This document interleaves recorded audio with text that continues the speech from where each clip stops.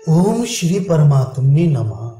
वेदांत दर्शन पहला अध्याय दूसरा पाद।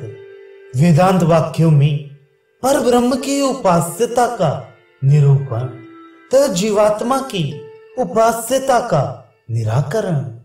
प्रथम पाद में यह निर्णय किया गया कि आनंद में आकाश, ज्योति तथा प्राण आदि नामों से उपनिषद में जो जगत के कारण को और उपास्य देव का वर्णन आया है वह पर ब्रह्म परमात्मा का ही वर्णन है। प्राण शब्द का प्रसंग आने से छांदोग्य उपनिषद में आए हुए मनोमेहा प्राण शरीर आदि वचनों का स्मरण हुआ। अतः उक्त उपनिषद के तीसरे अध्याय के 14वें खंड पर विचार करने के लिए द्वितीय पाद प्रारंभ करते हैं। इस पाद में यह पहला प्रकरण 8 सूत्रों का है। छांदोग्य उपनिषद में पहले तो संपूर्ण जगत को ब्रह्म रूप समझकर उसकी उपासना करने के लिए कहा गया है। उसके बाद उसके लिए सत्य संकल्प, आकाश आत्मा और सर्वकर्मा आदि विशेषण दिए गए हैं जो कि जीवात्मा के प्रतीत होते हैं। तत्पश्चात उसी को अड़ियान अर्थात अत्यंत छोटा और ज्यायान अर्थात सबसे बड़ा बताकर हृदय के भीतर रहने वाला अपना आत्मा और ब्रह्म भी कहा है। इसलिए ये जिज्ञासा होती है कि उक्त उपास्य देव कौन है, जीवात्मा या परमात्मा अथवा कोई दूसरा ही। इसका निर्णय करने के लिए यह प्रकरण आरंभ किया जाता है। पहला सूत्र संपूर्ण वेदांत वाक्यों में जगत की उत्पत्ति, स्थिति और लय के कारण रूप से प्रसिद्ध पर ब्रह्म का ही उपास्य देव के रूप में उपदेश हुआ है। इसलिए छांदोग्य श्रुति में बताया हुआ उपास्य देव ब्रह्म ही है। व्याख्या छांदोग्य उपनिषद के तीसरे अध्याय के 14वें खंड के आरंभ में सबसे पहले यह मंत्र आया है कि यह संपूर्ण चराचर जगत निश्चय ब्रह्म ही है, क्योंकि यह उसी से उत्पन्न हुआ है। स्थिति के समय उसी में चेष्टा करता है और अंत में उसी में लीन हो जाता है। साधक को राग द्वेष रहित शांत चित्त होकर इस प्रकार उपासना करनी चाहिए, अर्थात ऐसा ही निश्चयात्मक भाव धारण करना चाहिए, क्योंकि ये मनुष्य संकल्पमय है। इस लोक में ये जैसे संकल्प से युक्त होता है, यहां से चले जाने पर परलोक में यह वैसा ही बन जाता है। अतः उसे उपर्युक्त निश्चय करना चाहिए। इस मंत्र वाक्य में उसी परब्रह्म की उपासना करने के लिए कहा गया है, जिससे इस जगत की उत्पत्ति, स्थिति और प्रलय होती हैं, तथा जो समस्त वेदांत वाक्यों में जगत के महाकारण रूप से प्रसिद्ध है। अतः इस प्रकरण में बताया हुआ उपास्य देव पर ब्रह्म परमात्मा ही है, दूसरा नहीं। यहाँ ये प्रश्न उठता है कि छांदोग्य उपनिषद में उपास्य देव को मनोमय और प्राण रूप शरीर वाला कहा गया है।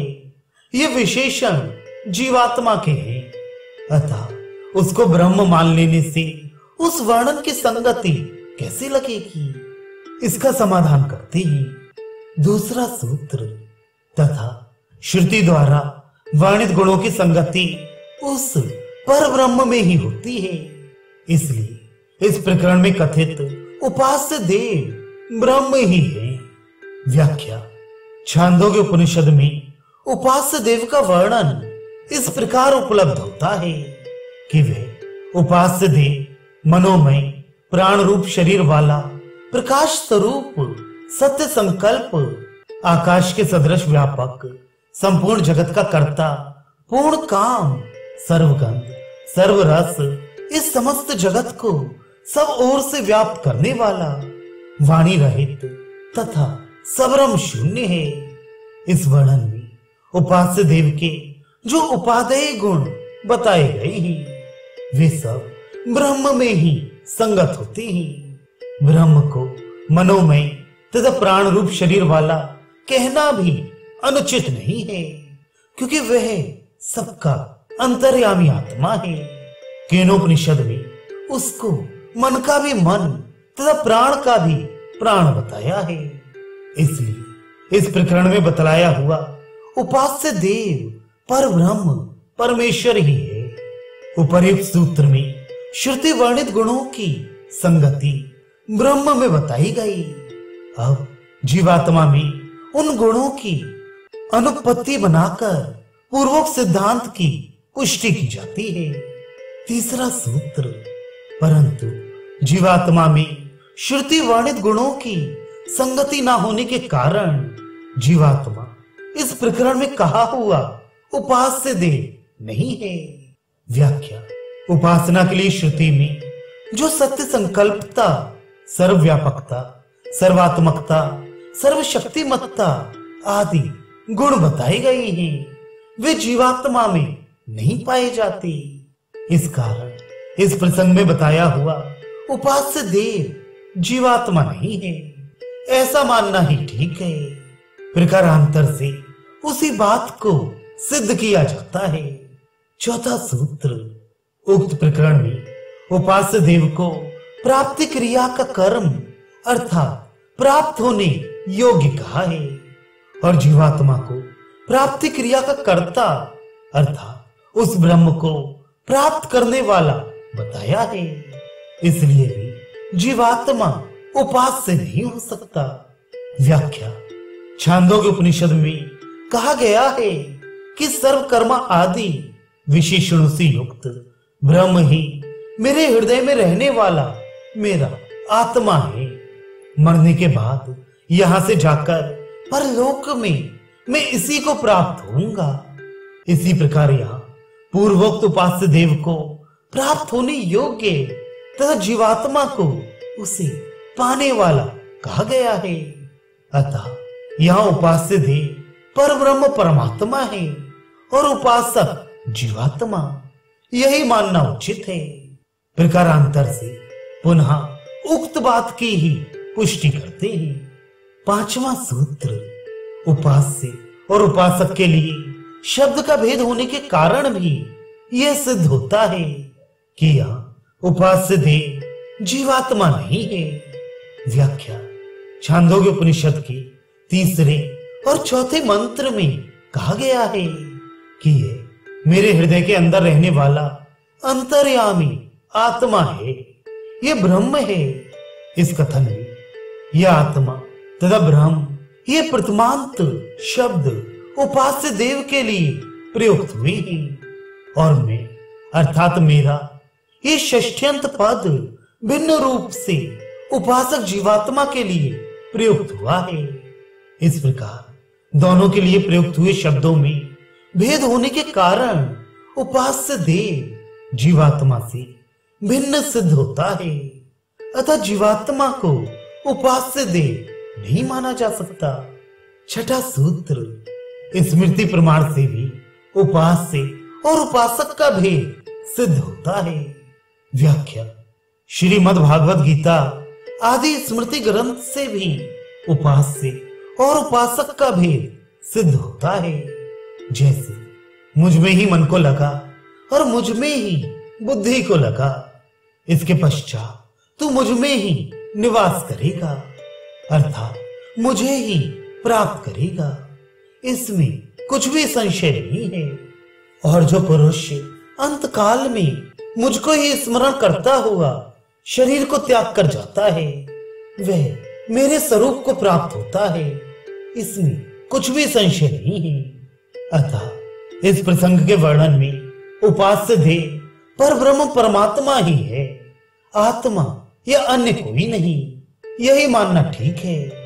छांदोग्य उपनिषद के तीसरे और चौथे मंत्रों में उपास्य देव को हृदय में स्थित एक देशीय बतलाया है तथा तीसरे मंत्र में उसे सरसों और सांवों से भी छोटा बताया है।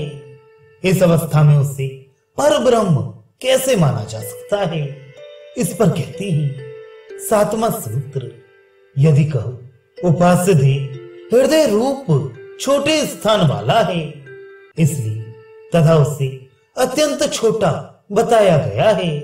इस कारण वह ब्रह्म नहीं हो सकता। तो यह कहना ठीक नहीं है, क्योंकि वह हृदय देश में दृष्टव्य है, इसलिए उसके विषय में ऐसा कहा गया है। तथा वह आकाश की भांति सर्वत्र व्यापक है, इस दृष्टि से भी ऐसा कहना उचित है। यदि कोई ये शंका करे कि छांदोग्य उपनिषद के तीसरे और चौथे मंत्रों में उपास्य देव का स्थान हृदय बताया गया है, जो बहुत छोटा है, तथा तीसरे मंत्र में उसे धान, जौ, सरसों तथा सावा से भी अत्यंत छोटा कहा गया है। इस प्रकार एक देशीय और अत्यंत लघु बताया जाने के कारण यहाँ उपास्य देव परब्रह्म नहीं हो सकता, क्योंकि परब्रह्म परमात्मा को सबसे बड़ा, सर्वव्यापी तथा सर्वशक्तिमान बताया गया है। तो ऐसा कहना ठीक नहीं है, क्योंकि उक्त मंत्र में जो परब्रह्म परमात्मा को हृदय में स्थित बताया गया है, वह उसके उपलब्धि स्थान की अपेक्षा से है। भाव यह है कि परब्रह्म परमात्मा का स्वरूप आकाश की भांति सूक्ष्म और व्यापक है, अतः वह सर्वत्र है, प्रत्येक प्राणी के हृदय में भी है और उसके बाहर भी। अतएव उसे हृदयस्थ बता देने मात्र से उसका एक देशीय होना सिद्ध नहीं होता, तथा जो उसे धान, जौ, सरसों और सावा से भी छोटा बताया गया है, इसे श्रुति का उद्देश्य उसे छोटे आकार वाला बताना नहीं है, अपितु अत्यंत सूक्ष्म और इंद्रियों द्वारा अग्राह्य अर्थात ग्रहण करने में न आने वाला बतलाना है। इसीलिए उसी मंत्र में यह भी कहा गया है कि वह पृथ्वी, अंतरिक्ष, द्युलोक और समस्त लोकों से भी बड़ा है।